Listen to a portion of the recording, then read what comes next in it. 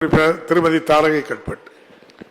பேரவைத் தலைவர் அவர்களே, விளவங்கோடு தொகுதி மிக ஒரு அழகான ஒரு தொகுதி. இயற்கை எண்ணெய் தன்னுடைய வளங்களை முழுவதும் எங்களுடைய தொகுதியில் கொடுத்த ஒரு தொகுதி. அந்த தொகுதியில் கணபதிக்கல், நெட்டா, சிற்றாறு போன்ற இடங்கள் முழுவதுமாக இயற்கையினுடைய நீர்வீழ்ச்சிகள், டேம் போன்றது இருக்கிறது. அங்கே ஒரு எக்கோ டூரிசம் டெவலப் போட்டு அங்க அட்வென்ச்சர் கேம்ஸ் எல்லாம் பண்ணுவதற்கு எங்களுடைய பேரவைத் தலைவர் மூலமாக கேட்கிறேன்.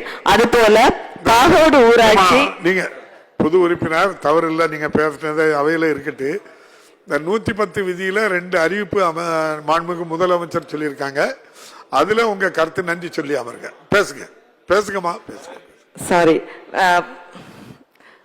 110 விதியின் கீழ் புதிய விமான நிலையத்தை ஹொசூருக்கு தந்த முதலமைச்சர் அவர்களுக்கு அறிவித்த முதலமைச்சருக்கு எங்களுடைய நன்றியினை தெரிவித்துக் கொள்கிறேன். நன்றி. அதே போல நூலகத்தை அமைக்கதற்கும் உதவி புரிந்த முதலமைச்சர் அவருக்கும் நன்றி. கன்னியாகுமரி மாவட்டம் எஜுகேஷன் ஃபுல்லா உள்ள இடம், அங்கேயும் ஒரு நூலகம் அமைத்து தந்தால் கன்னியாகுமரி மாவட்ட மக்களுக்கு மிக பயனுள்ளதாக இருக்கும் என்பதை இந்த பேரவைத் தலைவர் மூலமாக முதலமைச்சரிடம் வேண்டி கேட்டுக்கொள்கிறேன்.